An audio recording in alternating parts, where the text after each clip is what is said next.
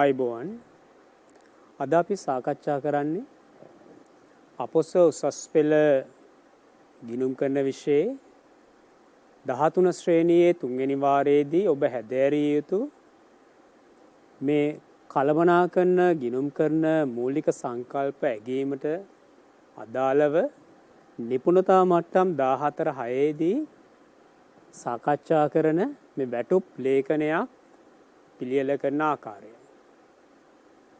ඔබට මතක ඇති පසුගිය වැඩසටහනේදී අපි සාකච්ඡා කළා නිපුණතා මට්ටම් 14/4 සහ 14/5ට අදාළ ශ්‍රමය සම්බන්ධයෙන් වාර්තා පිළියෙල කරන ආකාරය, ඒ වගේම වැටුප් ගණනය කරන ආකාරය. ඒතර මේ දැනුම මත පදනම්ව අද අපි කතා කරනවා මේ දැනුම භාවිතයෙන් වැටුප් ලේඛනයක් පිළියෙල කරන ආකාරය සහ මේ වැටුප් ලේඛනයේ ඇතුළත් තොරතුරු ගිණුම්ගත කරන ආකාරය. ඒ අනුව අද වැඩසටහනේ අපේ අරමුණ වැටුප් ලේඛනයක් පිළියෙල කරන ආකාරය සහ එහි ඇතුළත් තොරතුරු ලෙජරයට පිටපත් කරන ආකාරය සාකච්ඡා කිරීම. මේ වැඩසටහන අවසානයේදී ඔබට කළ හැකි විය යුතුයි වැටුප් ලේඛනය පිළියෙල කිරීමට අවශ්‍ය මූලාශ්‍ර ලේඛන දැක්වීම. වැටුප් ලේඛනයක ඇතුළත් වන අයිතම නම් කිරීම. වැටුප් ලේඛනයක් පිළියෙල කිරීම, ඒ වගේම වැටුප් ලේඛනයේ ඇතුළත් තොරතුරු ලෙජරයට පිටපත් කිරීම. අපි මුලින්ම බලමු මේ වැටුප් ලේඛනය කියන්නේ මොකක්ද? සරලව අපි ගත්තොත් වැටුප් ලේඛනය කියන්නේ මේ ව්‍යාපාරයක සේවකයන්ගේ යම් නිශ්චිත කාලයකට අදාළ වැටුප් විස්තර ඇතුළත් පත්‍රිකාව. ව්‍යාපාර ආයතනයක සේවකයන්ගේ යම් නිශ්චිත කාල සීමාවකට අදාළ වැටුප් විස්තර ඇතුළත් පත්‍රිකාව. මේ වැටුප් විස්තර කියන්නේ ඒ සේවකයාගේ ඉපයීම් ඇතුළත් නොයෙකුත් අයිතම. ඒ ඉපයීම් ඔබට මතක ඇති පහුගිය වැඩසටහනේ මම කිව්වා සේවකයාගේ ඉපයීම් ඇතුළත ප්‍රධාන කොටස් 3ක් තියෙනවා. ඔබට මතක ඇති මූලික වැටුප, අතිකාල දීමනා සහ දල වැටුප. ඒතර මේ වැටුප් ලේඛනයේ ඇතුළත් වෙනවා මේ සේවකයාගේ ඉපයීම් කොහොමද ගණනය කරේ? ඉපයීම් වල ඇතුළත් කොටස් මොනවාද? ඒ වගේම වැටුප් ලේඛනයේ ඇතුළත් වෙනවා මේ සේවකයාගේ ඉපයීම් වලින් සිදු කරන ලද යම් යම් අඩු කිරීම. අපි ඉදිරියේ සාකච්ඡා කරමු. සමහර අවස්ථාවලදී සේවකයා ව්‍යාපාරයෙන් ණයක් ලබාගෙන තියෙනවා නම් මේ ණය වාරික ව්‍යාපාරයේ අය කරගන්න. මේ වාරික අය කර ගැනීමේදී ව්‍යාපාරය කරන්නේ මේ සේවකයාගේ වැටුපෙන් මේ ණය වාරිකේ අඩු කළා ඉතුරු වගේ තමයි සේවකයාට මුදලින් ලබා දෙන්නේ. ඒතර මේ ආකාරයෙන් සේවකයාගේ ඉපයීම් තුලින් යම් යම් අඩු කිරීම ව්‍යාපාරය රඳවගෙන ඉතුරු වැටුප තමයි සේවකයාට ලබා දෙන්නේ. ඒතර මේ ආකාරයෙන් සේවකයන්ගේ වැටුප් විස්තර ඇතුළත් පත්‍රිකාව අපි සලකනවා වැටුප් ලේඛනය. ඔබට පේනවා වැටුප් ලේඛනයක ආකෘතිය. නැත්නම් වැටුප් ලේඛනයක ඇතුළත් මූලික කරුණු. ඒතර මේ ආකාරයෙන් එක් සේවකයාගේ අංකය, සේවක නම, ඒ වගේම ඔබට පේනවා මූලික වැටුප, අතිකාල දීමනා සහ අනිකුත් දීමනා. මේ මූලික වැටුප, අතිකාල දීමනා, අනිකුත් දීමනා එකතුවට අපි කියනවා සේවකයාගේ මුළු ඉපයීම. නැත්නම් අපි කියනවා සේවකයාගේ දල වැටුප. ඔබට පැහැදිලි මූලික වැටුප, අතිකාල දීමනා සහ අනිකුත් දීමනා මේ එකතුවෙන් ලැබෙනවා සේවකයාගේ දල වැටුප. සරලව කිව්වොත් සේවකයා ඒ කාල පරිච්ඡේදය තුල උපයන ලද මුළු වැටුප අපි කියනවා දල වැටුප. මේ දල වැටුපෙන් ව්‍යාපාරයේ යම් යම් අඩු කිරීම කරනවා. සේවක අර්ථ සාධක අරමුදල සඳහා දායක වීම අපි ඉදිරියේ කතා කරනවා.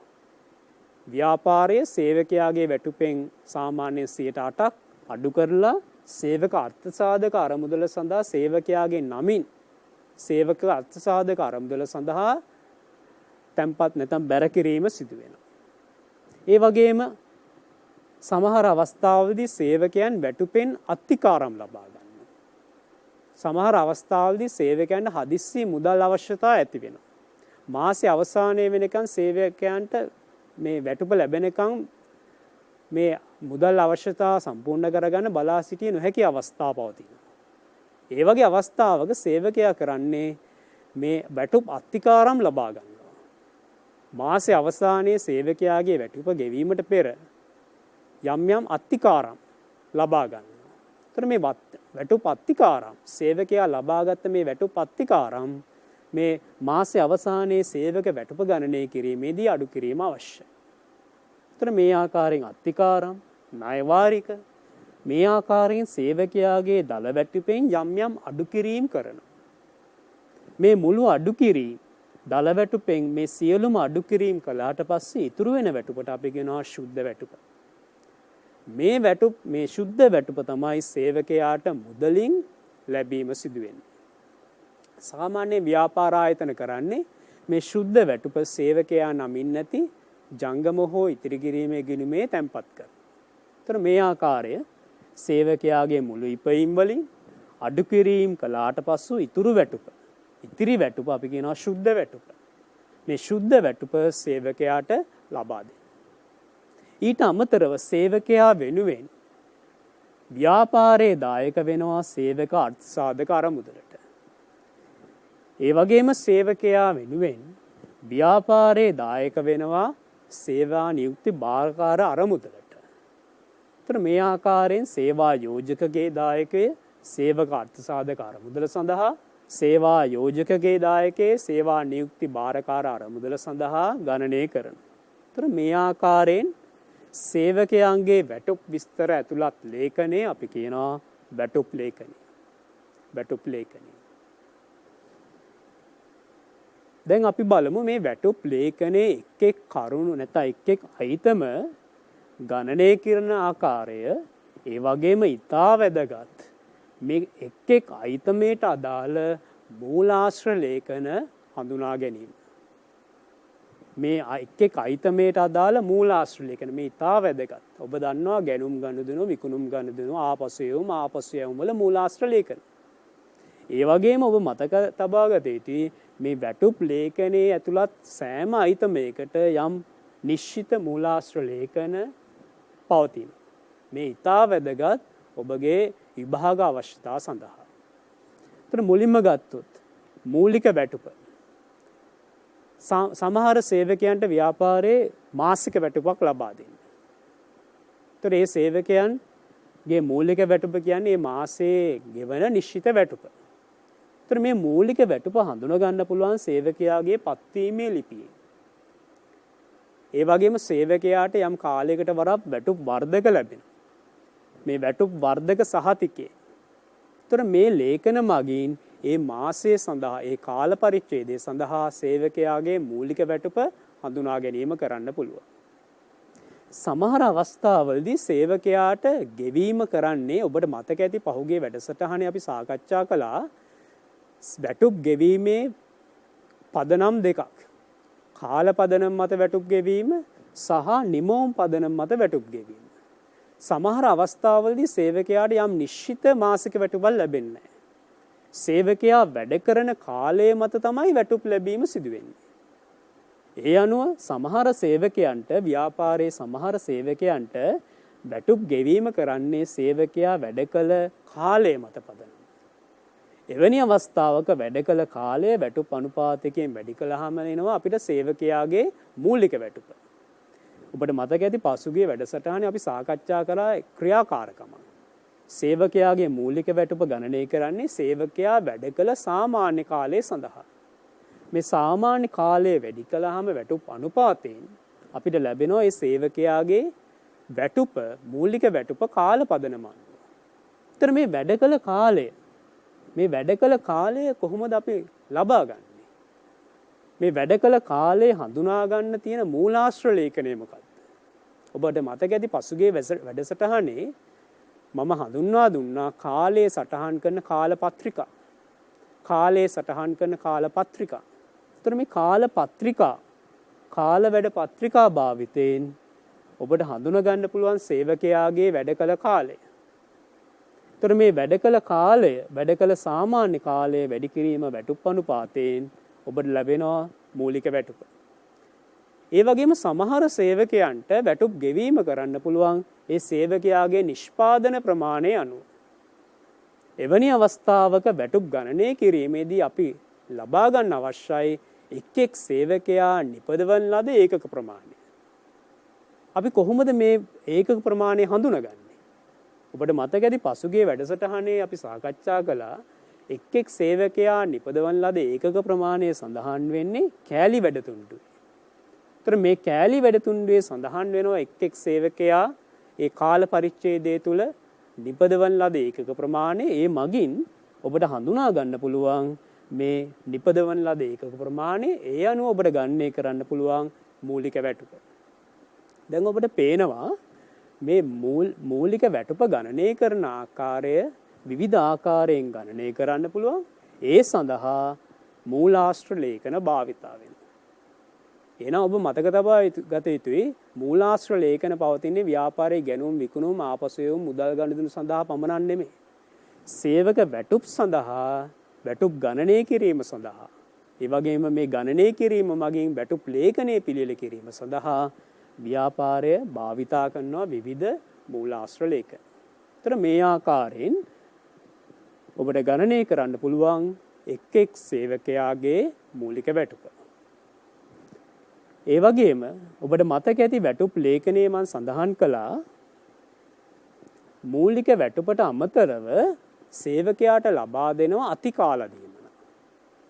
පසුගිය වැඩසටහනේ අපි සාකච්ඡා කළා මේ අතිකාල දීමනා කියන්නේ සේවකයා වැඩ කළ යුතු සාමාන්‍ය කාලයට වඩා වැඩි කාලයක් සේවකයා වැඩ කරනවා නම් මේ වැඩි කාලය අපි කියනවා අතිකාලය.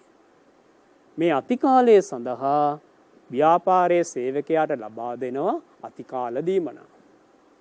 එහෙනම් ඔබ දන්නවා අතිකාල දීමනා ගණනය කරන්නේ මේ අතිකාල පැය ගණන සඳහා. සාමාන්‍ය කාලයට අමතරව වැඩ කළ අතිරේක කාලය සඳහා. එහෙනම් ඔබ දැනගත යුතුයි ව්‍යාපාරයේ එක් එක් සේවකයන් සාමාන්‍ය කාලයට වඩා වැඩ කළ අතිරේක කාලය. අපි කොහොමද දැනගන්නේ? මේ සඳහා ඔබට මතකයි අතිකාල දීමනා පත්‍ර භාවිතා කරන්න පුළුවන්. කාලපත්‍ර වගේ පිළියෙල කරන්න පුළුවන්. කාලපත්‍ර හා සමානව පිළියෙල කරන්න පුළුවන්. මේ වැඩිපුර වැඩ කළ කාලය ඇතුළත් කරමින් අතිකාල දීමනා පත්‍ර. සමහර අවස්ථාවලදී ව්‍යාපාරයේ පවත්වාගෙන යනවා මේ අතිකාල ලේඛනයක්. අතිකාල ලේඛනයක්. ඒතර මේ ආකාරයෙන් මේ මූලාශ්‍ර ලේඛන භාවිතා කළා හඳුන ගන්න පුළුවන් මේ සේවකයාගේ අතිකාලය. ඒ අනුව ගණනය කරන්න පුළුවන් අතිකාල දීමන. ඒ වගේම මේ මූලික වැටුප අතිකාල දීමනාවට අමතරව සේවකයාට ලැබෙනව නොයෙකුත් වෙනත් දීමනා. උදාහරණ සමහර අවස්ථාවලදී සේවකයාට යම් නිශ්චිත මුදලක් හම්බෙනවා සෑම මාසයකදීම ගමන් වියදම් දීමනා විදියට. සමහර අවස්ථාවලදී සේවකයාගේ පෞද්ගලික රෝහල් ගාස්තු ව්‍යාපාරයේ මගින් ප්‍රතිපූර්ණය කිරීම සිදු වෙනවා. ඊට අමතරව නොයෙකුත් විශේෂ දීමනා ලැබෙනවා සේවකයාට.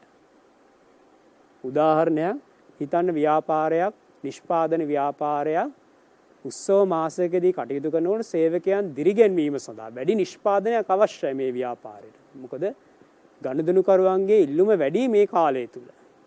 ඒතර මේ වැඩි නිෂ්පාදනය ලබා ගැනීම සේවකයන් දිරිගැන්වීම අවශ්‍යයි. මේ සඳහා කළමනාකරණය තීරණය කරන්න පුළුවන් යම් විශේෂ දීමනා මේ වෙනුවෙන් ලබා ගන්න. ඒ අනුව සේවකයන්ට යම් යම් දීමනා ලැබෙනවා. ඒතර මේ විශේෂ දීමනා නැත්නම් මේ අනිකුත් දීමනා සමහර අවස්ථාවලදී කළමනාකරන තීරණයන් අනුව ලැබෙනවා.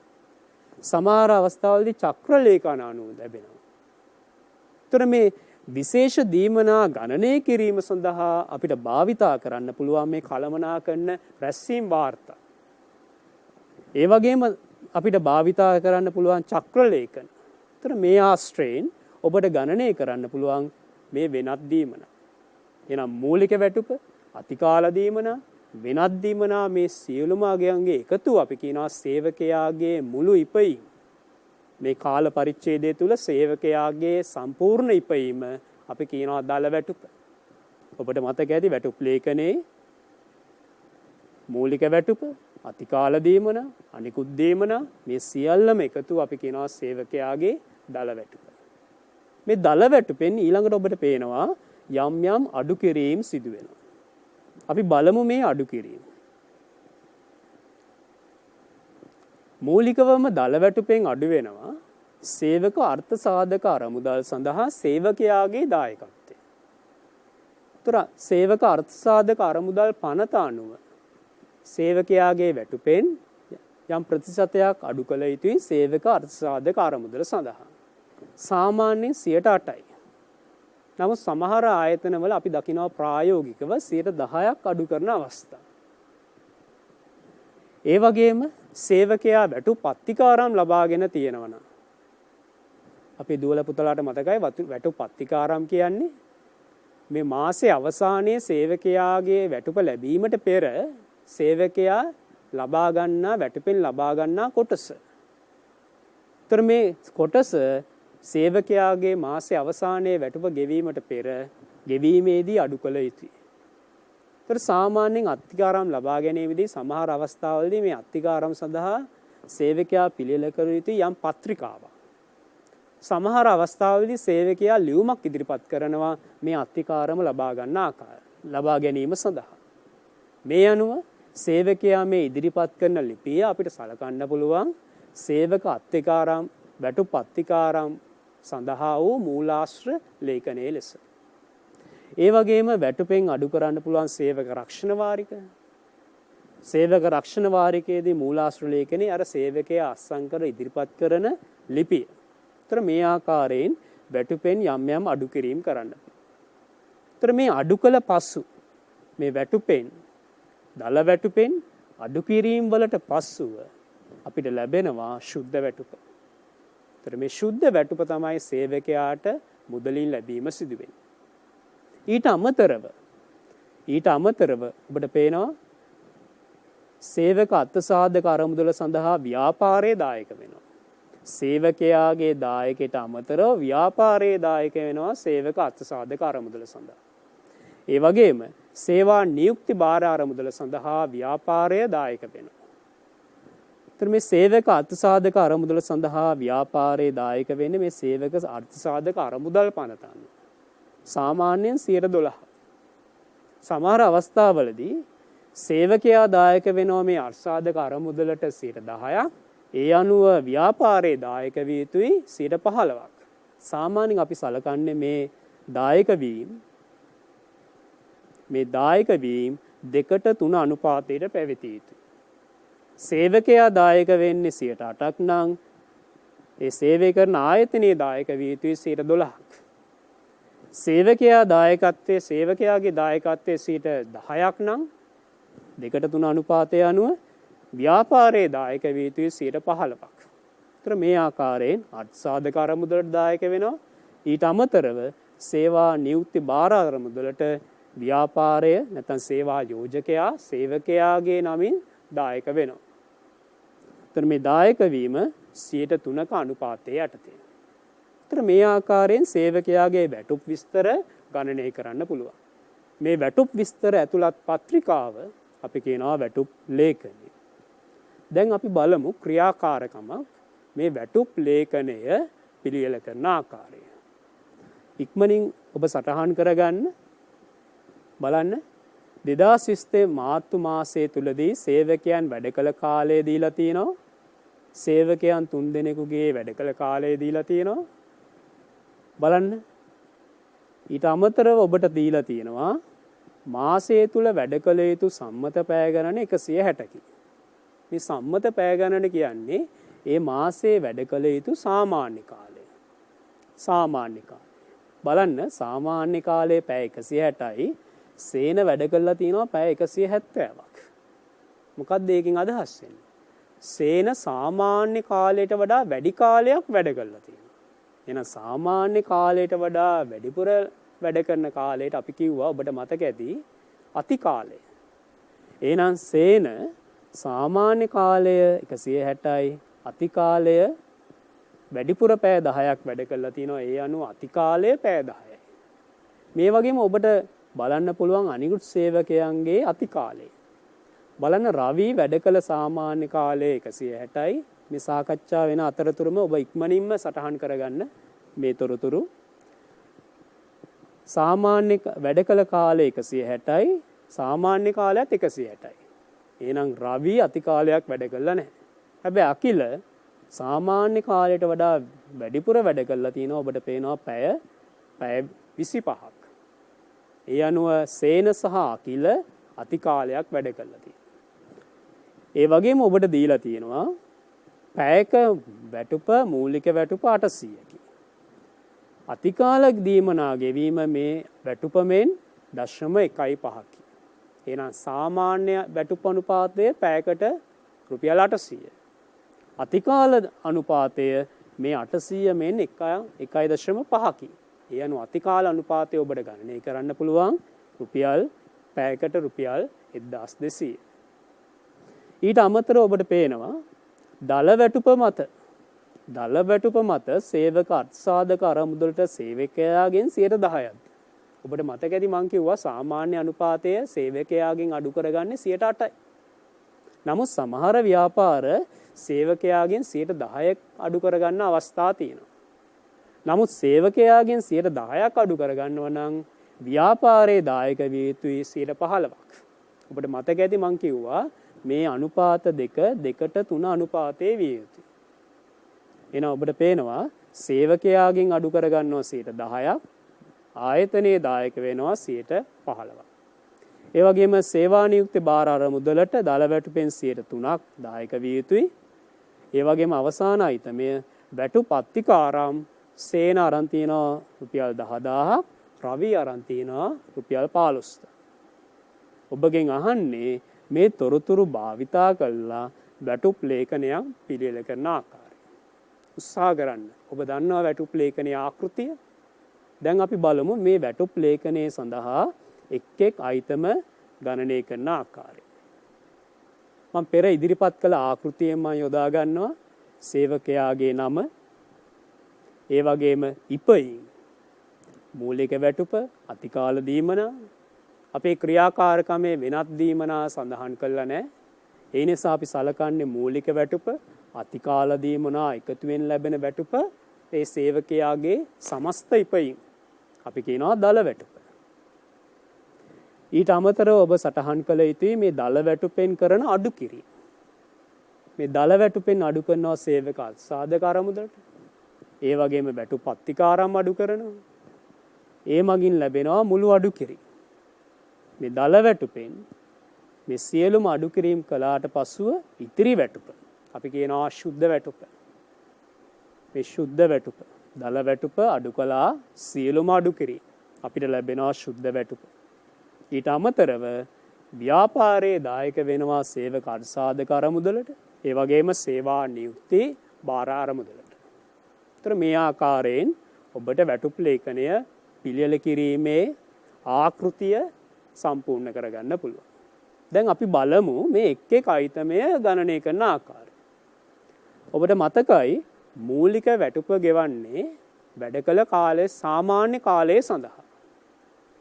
මූලික වැටුප ගෙවන්නේ වැඩ කළ සාමාන්‍ය කාලය සඳහා. ඔබට මතකයි මේ ක්‍රියාකාරකමේ වැඩ කළ යුතු සාමාන්‍ය කාලය පැය 160යි. පැයක සාමාන්‍ය වැටුප් අනුපාතය 800යි. ඒ අනුව මේ මාසය සඳහා එක් සේවකයාගේ මූලික වැටුප කීයද? මතක තියාගන්න මූලික වැටුප ගෙවන්නේ වැඩ කළ යුතු සාමාන්‍ය කාලය සඳහා. කාල පදනම් මත ගෙවන සේවකයන් නම් මේ වැඩ කළ යුතු සාමාන්‍ය කාලය සඳහා තමයි මූලික වැටුප ගෙවන්නේ. එහෙනම් සාමාන්‍ය කාලය පැය 160යි, පැයක අනුපාතය 800යි. ඒ අනුව වැඩ කළ යුතු සාමාන්‍ය කාලය සඳහා වැටුප රුපියල් 1,28,000යි. ඔබේ ක්‍රියාකාරකමේ ඔබට පේනවා හැම සේවකයාම අඩුම තරමේ සාමාන්‍ය කාලයක් වැඩ කරලා. ඒ අනුව සේවකයන් තිදෙනාටම ලැබෙනවා මේ සාමාන්‍ය කාලය 160 සඳහා වැටුප. ඒ අනුව මූලික වැටුප සාමාන්‍ය කාලය පැය 160යි පැයක අනුපාතය රුපියල් 800යි. ඒ අනුව මූලික වැටුප රුපියල් 1,28,000යි. සේවකයන් තිදෙනාටම මූලික වැටුප රුපියල් 1,28,000 බැගින් ලැබෙනවා. ඊට අමතරව මේ සේවකයන් දෙදෙනෙක් සේන සහ අකිල වැඩ කරලා තිනවා අතිකාලයක්. මේ අතිකාලයේ මත පදනම්ව අපිට ගණනය කරන්න පුළුවන් මේ සේනගේ අකිලගේ අතිකාල දීමන. දැන් බලන්න ක්‍රියාකාරකම නැවතයන් අතිකාල දීමන. බලන්න සේන පැය 170ක් වැඩ කළා. සාමාන්‍ය කාලය පැය 160යි. එහෙනම් මේ සාමාන්‍ය කාලයට වඩා වැඩිපුර සේවය කළ කාලය පැය 10යි. පැය 10යි. අතිකාල අනුපාතය කීයද? සාමාන්‍ය අනුපාතය 800යි. සාමාන්‍ය අනුපාතය means බලන්න 0.15ක්. එහෙනම් 800 වැඩි කිරීම 1.5ක්. 800 වැඩි කිරීම 1.5 අපිට ලැබෙනවා අතිකාල අනුපාතය. එහෙනම් අතිකාල අනුපාතය පැයකට රුපියල් 1200යි. එහෙනම් බලමු අතිකාල දීමනා ගණනය කරන ආකාරය. අතිකාල අනුපාතය පැයකට රුපියල් 1200යි. සේන වැඩ කළා පැය 10ක අතිකාලයක්. ඒ අනුව සේනගේ අතිකාල දීමනා රුපියල් 12000යි. කොහොමද 12000? පැයකට අතිකාල අනුපාතය රුපියල් 1200යි. සේන වැඩ කළා පැය 10ක අතිකාලයක්. එහෙනම් පැය 10 වැඩි කිරීම පැයක අනුපාතය 1200 ඔබට ලැබෙනවා. සේනගේ අතිකාල දීමනා රුපියල් 12000. මේ ආකාරයෙන්ම ඔබට ගණනය කරන්න පුළුවන් අකිලගේ අතිකාල දීමනා. බලන්න අකිල වැඩ කරනවා පැය සේවය කළ මුළු කාලය පැය 185යි. සාමාන්‍ය කාලය සේවය කළ යුතු සාමාන්‍ය කාලය පැය 160යි. ඒ අනුව අතිකාල පැය ගණන කීයද? 185 අඩු කිරීම 160. ඒ අනුව අතිකාල පැය ගණන පැය 25යි. එහෙනම් සේනගේ අතිකාල දීමනා කීයද? අතිකාල පැය ගණන පැය 25යි. අතිකාල අනුපාතය අතිකාල අනුපාතය පැයකට රුපියල් 1200යි. ඒ අනුව අතිකාල දීමනා පැය 25 වැඩි කිරීම පැයකට රුපියල් 1200. ඒ අනුව සේනගේ අතිකාල දීමනා රුපියල් 30000යි. ඒතර මේ ආකාරයට අතිකාල දීමනා ගණනය කරන්න පුළුවන්. එහෙනම් මූලික වැටුප අතිකාල දීමනා එකතුවෙන් අපිට ලැබෙනවා දල වැටුප. මේ ක්‍රියාකාරකමේ වෙනත් දීමනා අපිට සඳහන් කරලා නැහැ. එහෙනම් දල වැටුප සමානයි මූලික වැටුප එකතු කිරීම අතිකාල දීමනා. එහෙනම් දල වැටුප ඔබට පේනවා එක් සේවකයාගේ දල වැටුප. දැන් ඊළඟට බලමු දල වැටුපෙන් කරන අඩු කිරීම. ප්‍රධාන වශයෙන් සේවා අර්ථසාධක අරමුදල සඳහා ඒ වගේම වැටුප් අත්තිකාරම්. බලන්න ඔබගේ ක්‍රියාකාරකමේ සේවක අර්ථසාධක අරමුදල සඳහා බලන්න හොඳට බලන්න දල වැටුප මත විභාගයේදී ලැබෙන ප්‍රශ්නවලදී ඔබට නිශ්චිතව සඳහන් කරනවා. අර්ථසාධක අරමුදලට දායක වෙන්නේ දල වැටුප මතද මූලික වැටුප මතද? ඔබට ගැටලුවක් ලැබෙන්නේ මේ සේවක අර්ථසාධක අරමුදලේ දායකත්වයේ ගණනය කරන්න ඕනි දල වැටුපෙන්ද මූලික වැටුපෙන්ද කියලා ගැටලුවක් පවතින්නේ නැහැ විභාගෙදී. ඒ නිශ්චිතව සඳහන් කරනවා. බලන්න මේ ක්‍රියාකාරකමේදී සේවක අර්ථසාධක අරමුදල සඳහා දායක වෙන්නේ දල වැටුප මත. ඒ අනුව සේවකයාගෙන් අඩු කරනවා 10%ක් දල වැටුප මත. සේවකයාගෙන් අඩු කරනවා 10%ක් දල වැටුප මත. එහෙනම් අපි බලමු අපේ වැටුප් ලේඛනයේ සේවක අර්ථසාධක අරමුදල සඳහා සේවකයාගේ දායකත්වයේ දල වැටුපෙන් 10%ක්. බලන්න සේන දල වැටුප 1,40,000යි දල වැටුපෙන් 10%ක් 14000යි. බලන්න අනිකුත් සේවකයන් දල වැටුප 1,28,000යි 1,28,000න් 10%ක්. බලන්න අකිල දල වැටුප 1,58,000යි මේ 1,58,000න් සේවක අර්ථසාධක අරමුදල සඳහා 10%ක් 15,800. එතන මේ ආකාරයෙන් සේවක අර්ථසාධක අරමුදල සඳහා සේවකයාගේ දායකත්වය ගණනය කරන්න පුළුවන්. ඊළඟට අපි බලමු වැටුප් පත්තිකාරම්. වැටුප් පත්තිකාරම් බලන්න. වැටුප් පත්තිකාරම් සේන අරන් තිනවා මේ මාසය තුලදී 10,000ක්. ඒ වගේම රවි අරන් තිනවා 15,000. සේන සහ රවි වැටුප් පත්තිකාරම් අරගෙන තිනවා 10,000ක් සහ 15,000. ඒ අනුව වැටුප් පත්තිකාරම් සේන 10,000යි රවි 15,000. එතන මේ ආකාරයෙන් වැටුපෙන් කරන අඩු කිරීම. මීට අමතරව ප්‍රායෝගිකව අපිට දකින්න පුළුවන් වෙනත් අඩු කිරීම. ණය වාරික සඳහා අඩු කිරීම. රක්ෂණ වාරික සඳහා අඩු කිරීම. එතන මේ ආකාරයෙන් වෙනත් අඩු කිරීම තිබෙන්න පුළුවන්. ඊළඟට ඔබ ගණනය කළ යුතුයි මුළු අඩු කිරීම. මෙතෙන්දී සේවක අර්ථසාධක අරමුදල හා වැටුප් පත්තිකාරම් සඳහා යන අඩු කිරීම. ඒ අනුව මුළු අඩු කිරීම ලැබෙනවා. මේ මුළු අඩු කිරීම දල වැටුපෙන් අඩු කළ පසු ඔබට ලැබෙනවා ශුද්ධ වැටුප. බලන්න සේන දල වැටුප 1,40,000යි මුළු අඩු කිරීම 24,000යි. ඒ අනුව සේනගේ ශුද්ධ වැටුප 1,16,000. බලමු රවි දල වැටුප 1,28,000යි මුළු අඩු කිරීම 27,800යි. ඒ අනුව රවිගේ ශුද්ධ වැටුප 1,02,000යි. එතන මේ ආකාරයෙන් ශුද්ධ වැටුප ගණනය කරන්න. ඊට අමතරව අපේ වැටුප් ලේඛනයේ සඳහන් කළ යුතුයි මේ ව්‍යාපාරයේ සේවකයා වෙනුවෙන්. ඔබ පැහැදිලිව මේ වෙනස හඳුනාගත යුතුයි. මෙතනින් ලැබෙන මේ අඩු කිරීම යටතේ තියෙන සේවක අර්ථසාධක අරමුදලේ දායකත්වය කියන්නේ සේවකයා සිය සේවක අර්ථසාධක අරමුදල සඳහා දායකත්වය. මේ අවසාන කොටස් දෙකේදී ඔබ දකින සේවක අර්ථසාධක අරමුදල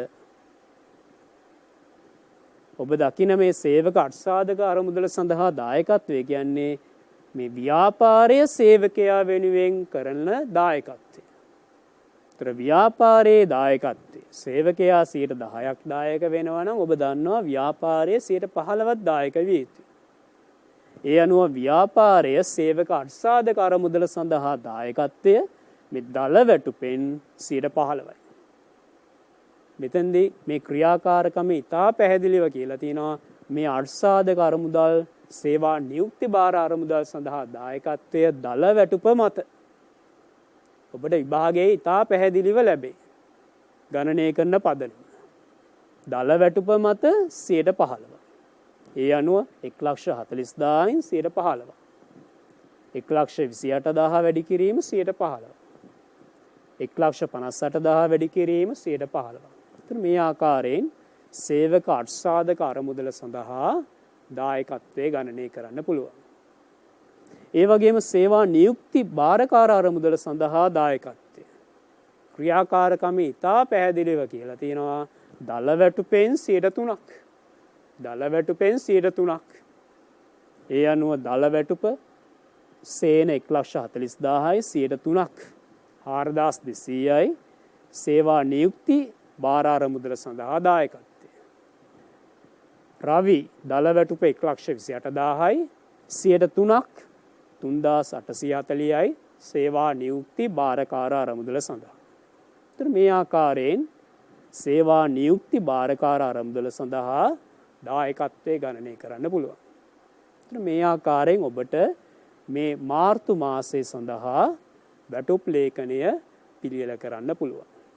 එතන සියලුම සේවකයන්ගේ වැටුප් විස්තර ඇතුළත් කළ පසු ඔබ ගණනය කරන්න අවශ්‍යයි මේ එක් වැටුප් අයිතමේ එකතුව. එක් වැටුප් අයිතමේ එකතුව. මූලික වැටුප එකතුව, අතිකාල දීමනා, දල වැටුප, අඩු කිරීම වල එකතුවන්, ශුද්ධ වැටුප එකතුව, ඒ වගේම සේවක අර්ථසාධක අරමුදල් සඳහා ව්‍යාපාරයේ දායකත්වයේ එකතුව, සේවා නියුක්ති භාරකාර අරමුදල් සඳහා ව්‍යාපාරයේ දායකත්වයේ එකතුව. මේ එකතුවන් අවශ්‍යයි අපි ඉදිරියේ කතා කරනවා මේ වැටුප් ගිණුම්ගත කිරීම සඳහා.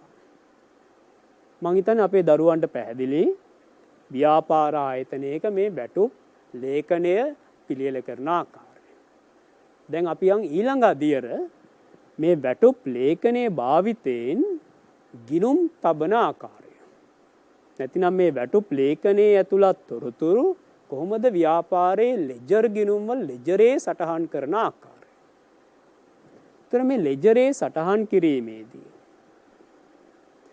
අපි මූලිකවම ලෙජරේ පවත්වාගෙන ආ යුතුයි වැටුප් හා වේතන පාලන ගිණුමක්. වැටුප් හා වේතන පාලන ගිණුමක්. ඒතර මේ වැටුප් හා වේතන පාලන ගිණුම හරහා අපි අර වැටුප් ලේඛනයේ ඇතුළත් විස්තර ලෙජර් ගිණුම් වල සටහන් කරනවා දිත්ව සටහන් න්‍යාය භාවිතයෙන්. දැන් අපි අධ්‍යයනය කරන්න යන්නේ මේ වැටුප් හා වේතන පාලන ගිණුම සකස් කරන ආකාරය, ඒ පාලන ගිණුම හරහා ව්‍යාපාරයේ වැටුප් විස්තර ගිණුම්ගත කරන ආකාරය. මේ කොටසත් විභාගයේදී ඉතා වැදගත්. සමහර අවස්ථාවලදී ඔබට විභාගයේදී ප්‍රශ්න ලැබෙන්න පුළුවන්. වැටුප් ලේඛනය පිළියෙල කරලා ඒ වැටුප් ලේඛනයේ සඳහන් වැටුප් විස්තර ගිණුම් තබන ආකාරයේ සටහන් කරන්න. නැත්නම් ගිණුම්ගත කිරීම හා සම්බන්ධ ප්‍රශ්න. ඒ නිසා ඔබ ඉතා අවධානයෙන් මේ කොටසද අවබෝධ කරගත යුතුයි. දැන් බලමු මේ වැටුප් පාලන ගිණුම හරහා මේ වැටුප් විස්තර ව්‍යාපාරයේ ගිණුම් තබන ආකාරය. ඒතර සාමාන්‍යයෙන් අපි ඔබගේ මට්ටමේදී මේ ගිණුම්ගත කිරීම ආරම්භ කරන්නේ දල වැටුපෙන්. මේ උසස් පෙළ මට්ටමේදී මේ වැටුප් ලේඛනයේ දල වැටුපෙන් තමයි මේ ගිණුම්ගත කිරීම ආරම්භ කරන්නේ.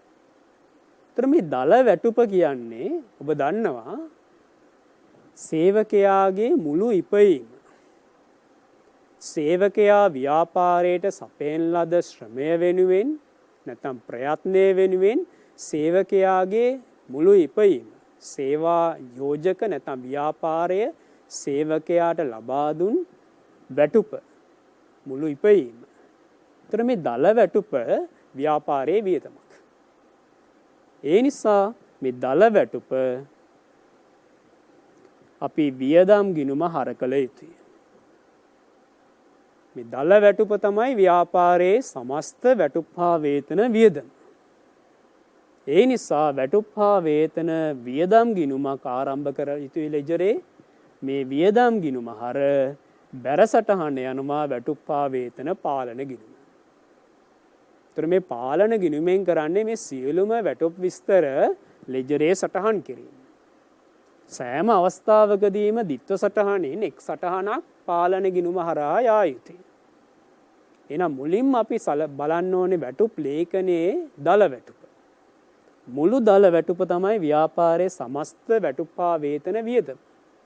ඒ අනුව වියදම් ගිණුම හර වැටුප් හා වේතන වියදම් ගිණුම හර වැටුප් හා වේතන පාලන ගිණුම හර. එන ඔබට පේනවා දැන් දල වැටුප අපි සටහන් කරා. දල වැටුපට පස්සේ ඔබට දකින්න පුළුවන් වැටුප් ලේඛනයේ වැටුපෙන් කරන අඩු කිරීම. වැටුපෙන් කරන අඩු කිරීම. මේ අඩු කිරීම අපි මේ වැටුප් හා වේතන පාලන ගිණුම හරහා අදාළ ලෙජර් ගිණුම් වල සටහන් කළ යුතුයි. එහෙනම් දල වැටුප වැටුප් හා වේතන පාලන ගිණුම බැර වුණා නම් හොඳට බලන්න. දුවලා පුතාලා හොඳට බලන්න. දල වැටුප වැටුප් හා වේතන පාලන ගිණුම බැර වුණා නම් වැටුපෙන් කරන සියලුම අඩු කිරීම පාලන ගිණුම හර විය යුතුයි. එතකොට තමයි මේ අඩු කිරීම දල වැටුපෙන් අඩු බව මේ ගිණුම තුලින් නිරූපණය කරන්න පුළුවන්. එහෙනම් සියලුම අඩු කිරීම වල දිත්ව සටහනින් එක් සටහනක් මේ පාලන ගිණුම හර. අනෙක් සටහන අදාළ ලෙජර් ගිණුම බැර. බලන්න ඔබට පහසුවෙන් මතක තියාගන්න පුළුවන්. දල වැටුප කියන්නේ ව්‍යාපාරයේ සමස්ත වැටුප් වියදම.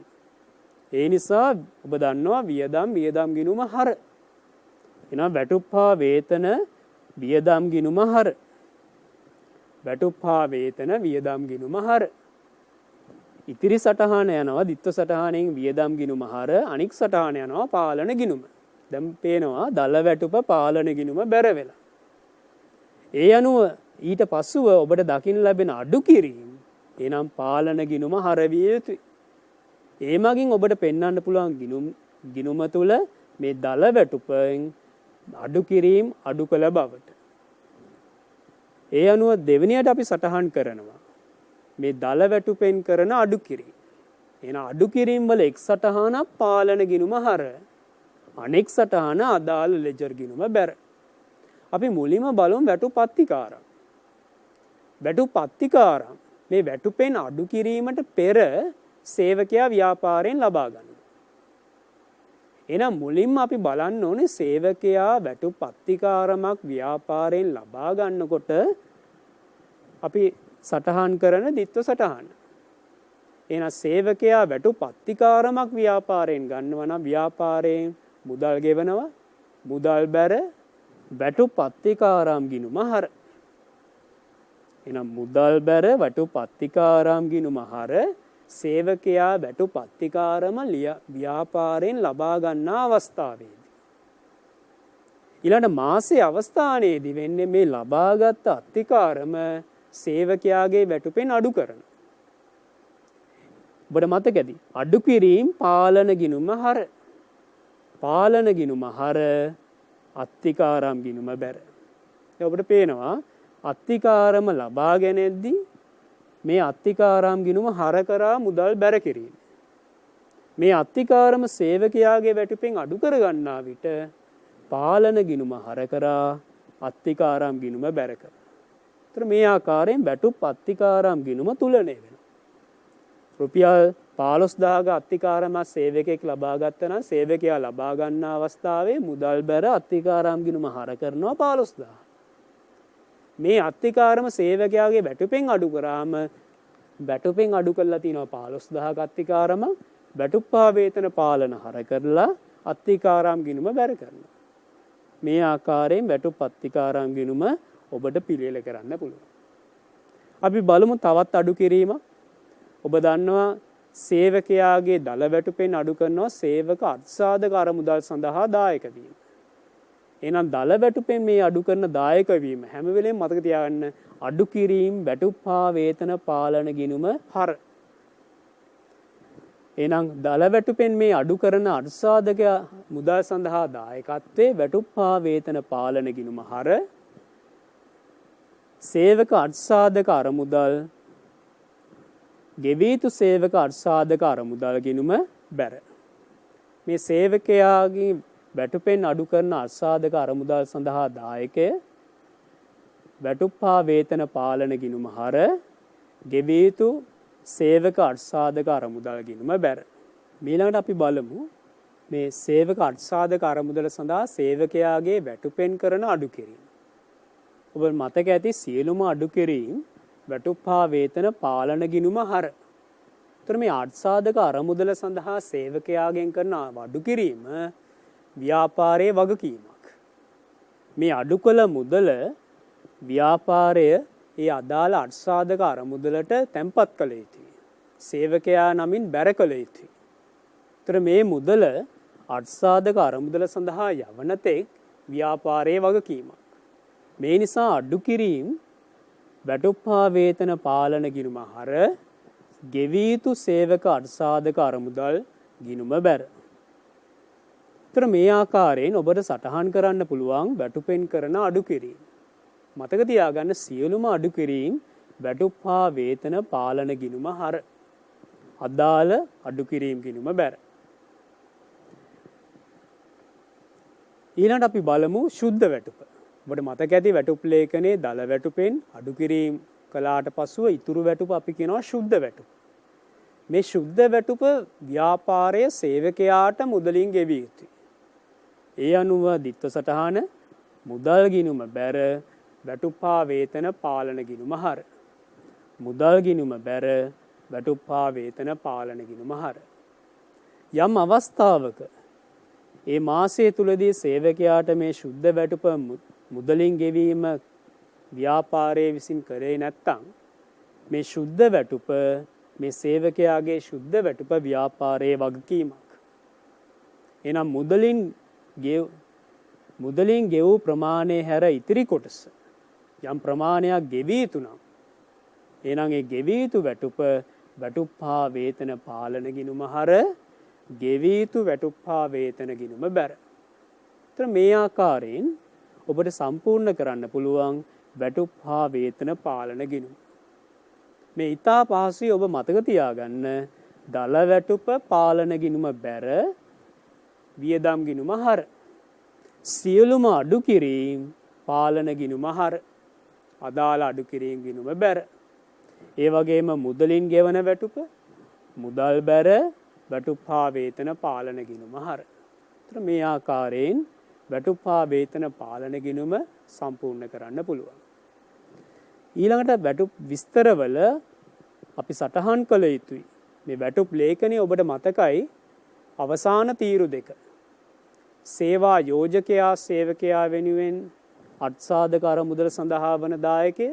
ඒ වගේම සේවා යෝජකයා සේවකයා වෙනුවෙන් සේවා නියුක්ති බාර අරමුදල සඳහා වන දායකය. එක පැත්තකින් මේ අත්සාධක අරමුදල සඳහා දායකය ව්‍යාපාරයේ වියදමක්. ඒ වගේම මේ මුදල සේවකයා නමින් ව්‍යාපාරය තැන්පත් කළ යුතුයි අත්සාධක අරමුදලේ. ඒතර මේ තැන්පත් කරනකම් ව්‍යාපාරයේ වගකීම. ඊළඟට අපි බලමු සේවා නියුක්ති බාර අරමුදලට ව්‍යාපාරයේ සේවකයා වෙනුවෙන් කරන දායකය. අත්සාධක අරමුදල වගේම එක පැත්තකින් මේක ව්‍යාපාරයේ වියදමක්. ඒ නිසා වියදම් ගිණුම හර. ඒ වගේම ව්‍යාපාරයේ වගකීමක් සේවකයා නමින් මේ බාරකාර අරමුදලට ව්‍යාපාරයේ දායක විය යුතුයි. මේ දායකයේ අදාළ අරමුදලට තැන්පත් කරනකම් ව්‍යාපාරයේ වගකීමක්. ඒ නිසා වගකීම් ගිණුම බැර. ඒතර මේ ආකාරයෙන් වැටුප් ලේඛනයේ විස්තර ගිණුම් නැත්නම් ලෙජරේ සටහන් කරන්න පුළුවන්. අපි මේ ලෙජර් නැත්නම් මේ ජර්නල් සටහන් පුහුණු වීම සඳහා අපි බලමු ක්‍රියාකාරකම. ඔබගේ පළමු ක්‍රියාකාරකමේ අපි පිළියෙල කළ වැටුප් ලේඛනය. දැන් අපි බලන්නේ මේ වැටුප් ලේඛනයේ තොරතුරු ගිණුම්ගත කරන ආකාරය. ඒතර මේ පිළිතුර දැන් ඔබ ළඟ තියෙනවා. දැන් ඔබ උත්සාහ කරන්න අපි පෙර සාකච්ඡා කළ පරිදි මේ තොරතුරු ලෙජර් ගිණුම් වල සටහන් කරන ආකාරය. එහෙනම් අපි ආරම්භ කරන්නේ දිත්ත සටහන් පටන් ගන්න මේ දල වැටුපේ. මුලින්ම සටහන් කරන්නේ දල වැටුප. ඔබට මතක ඇති දල වැටුප වැටුප් හා වේතන පාලන ගිණුම බැර වියදම් ගිණුම හර. පාලන ගිණුම පැර වියදම් ගිණුම හර. ඊළඟට ඔබ සටහන් කළ යුතු එක් අඩු කිරීම. මුලින්ම අපි බලමු සේවක අත්සාධක අරමුදල සඳහා සේවකයාගෙන් කරන අඩු කිරීම. එහෙනම් මොකද්ද දිස්ස සටහන? මං කියවනේ සියලුම අඩු කිරීම පාලන ගිණුම හර. මතක තියන් දල වැටුප පාලන ගිණුම බැර සියලුම අඩු කිරීම පාලන ගිණුම හර. එහෙනම් පාලන ගිණුම හර ගෙවිය යුතු සේවක අත්සාධක අරමුදල් ගිණුම බැර. ඒ වගේම ඊළඟ අඩු කිරීම වැටුපත්තිකාරම්. වැටුපත්තිකාරම් බලන්න වැටුපත්තිකාරම් මුලින්ම සේවකයාගෙන් ලබාගෙන සේවකයා ව්‍යාපාරයෙන් ලබා ගන්නකොට ව්‍යාපාරයේ මුදල් බැර වැටුපත්තිකාරම් හර. දැන් මාසේ අවසානයේ වෙන්නේ මේ අත්තිකාරම් මුදල සේවකයාගේ වැටුපෙන් අය කරගන්න. ඒ අනුව වැටුපත්තිකාරම් වැටුපෙන් අඩු කරන අත්තිකාරම් වැටුප් හා වේතන පාලන ගිණුම හර වැටුපත්තිකාරම් ගිණුම බැර. බලන්න හොඳට බලන්න මේ අත්තිකාරම් ගිණුම සේවකයා මේ අත්තිකාරම ලබා ගන්නා අවස්ථාවේ මුදල් බැර අත්තිකාරම් ගිණුම හර. මාසේ අවස්ථානයේ මේ මුදල එක් සේවකයාගේ වැටුපෙන් අය කරගන්නවා. එම නිසා පාලන ගිණුම හර අත්තිකාරම් ගිණුම බැර. මේ ආකාරයෙන් වැටුප් පත්තිකාරම් ගිණුම සෑම මාසයක් අවසානයේ තුලනය වීම සිදු වෙනවා. ඒතර මේ ආකාරයෙන් අපිට සටහන් කරන්න පුළුවන් වැටුපෙන් කරන අඩු කිරීම. ඊළඟට අපි සටහන් කරන්නේ ශුද්ධ වැටුප. ශුද්ධ වැටුප. මේම ප්‍රමාණය තමයි ව්‍යාපාරයේ සත්‍ය වශයෙන් සේවකයාට ගෙවීම කරන්නේ. එහෙනම් ශුද්ධ වැටුප අපි හිතමු සියලුම මේ 3,58,400ම මුදලින් ගෙවුවා. එහෙනම් මොකද්ද දිත්තු සටහන? මුදල් බැර වැටුප් වේතන පාලන ගිණුම හර. මුදල් බැර වැටුප් වේතන පාලන ගිණුම හර. දැන් ඔබට පේනවා දල වැටුප වැටුප් වේතන පාලන ගිණුම බැර වෙලා අඩු කිරීම වැටුප් වේතන පාලන ගිණුම හර වෙලා ශුද්ධ වැටුපත් වැටුප් වේතන පාලන ගිණුම හර වෙලා. එහෙනම් මේ අවස්ථාවේදී වැටුප් හා වේතන පාලන ගිණුම තුලනය විය යුතුයි. බලන්න බැර පැත්තේ දල වැටුප හර පැත්තේ ඔබට පේනවා අඩු කිරීම සහ ශුද්ධ වැටුප. ඒතර දල වැටුප සමාන විය යුතුයි මේ අඩු කිරීම හා ශුද්ධ වැටුපේ එකතුවට. ඒතර ඒ අනුව පාලන ගිණුම තුලනය විය යුතුයි. ඊළඟට අපි බලමු මේ ව්‍යාපාරය සේවක අර්ථසාධක අරමුදල හා සේවා නියුක්ති භාරකාර අරමුදල වන දායක. ඔබට මතකයි මං කිව්වා මේ දායකය එක පැත්තකින් ව්‍යාපාරයේ වියදමක්. අනිත් පැත්තෙන් ව්‍යාපාරයේ වගකීමක්. එහෙනම් මොකද්ද දිස්වටහන? මේ දායක මුදල වියදම් ගිණුම හර සේවක අර්ථසාධක වියදම් ගිණුම හර ගෙවිය යුතු සේවක අර්ථසාධක අරමුදල් ගිණුම බැර. ඒ වගේම සේවා නියුක්ති භාරකාර අරමුදලට දායකය මේ ආකාරයෙන්ම සටහන් කරන්න පුළුවන්. සේවා නියුක්ති භාරකාර අරමුදල් වියදම් ගිණුම හර ගෙවිය යුතු සේවා නියුක්ති භාරකාර අරමුදල් ගිණුම බැර. එතන මේ ආකාරයෙන් මේ වැටුප් විස්තර ගිණුම් තැබීම කරන්න පුළුවන්. එතන මාසේ අවස්ථානයේ අපි මේ සියලුම ලෙජර් ගිණුම් තුලනය කරන්න අවශ්‍යයි. අපි ගත්තොත් සේවක අර්ථසාධක අරමුදල් වියදම් ගිණුම. මම කිව්වා මේක තමයි ව්‍යාපාරයේ අර්ථසාධක අරමුදල් වියදම. ඒ නිසා ලාභ ගිණුමට කපා හැරිය යුතුයි. ඒ වගේම ගෙවිය යුතු සේවක අර්ථසාධක අරමුදල් ගිණුමේ ශේෂය ව්‍යාපාරයේ වගකීමක්. මේ ශේෂය ව්‍යාපාරයේ වගකීමක්. ඒ වගේම සේවා නියුක්ති භාර අරමුදල් වියදම් ගිණුමේ ශේෂය මේ ව්‍යාපාරයේ වියදමක්. ඒ නිසා ලාභ ගිණුමට කපා හැරිය යුතුයි. ඒ වගේම ගෙවිය යුතු සේවා නියුක්ති භාර අරමුදල් වියදම් ගිණුමේ ශේෂය ව්‍යාපාරයේ වගකීමක්. ඒතර මේ ආකාරයට ගිණුම් ශේෂ කරන්න පුළුවන්. අපි අද වැඩසටහනේ සාකච්ඡා කළා ඔබගේ විෂය නිර්දේශයේ මේ නිපුණතා අංක 14 යටතේ ඇති කළමනාකරන ගිණුම් කරන මූලික සංකල්ප ඇගීමට අදාළ වැටුප් ලේඛනයක් පිළියෙල කිරීම. ඒ වගේම මේ වැටුප් ලේඛනයේ අන්තර්ගත තොරතුරු ගිණුම්ගත කිරීම හා සම්බන්ධයි. ඔබට පේනවා මේ නිපුණතාංක 14.4, 14.5, 14.6 එකිනෙක හා සම්බන්ධයි. ඔබ අධ්‍යයනය කිරීමේදී මේ සම්බන්ධතාවය ඉතා පැහැදිලිව හඳුනාගත යුතුයි. හමු වෙමු තවත් වැඩසටහනකින්. ආයුබෝවන්.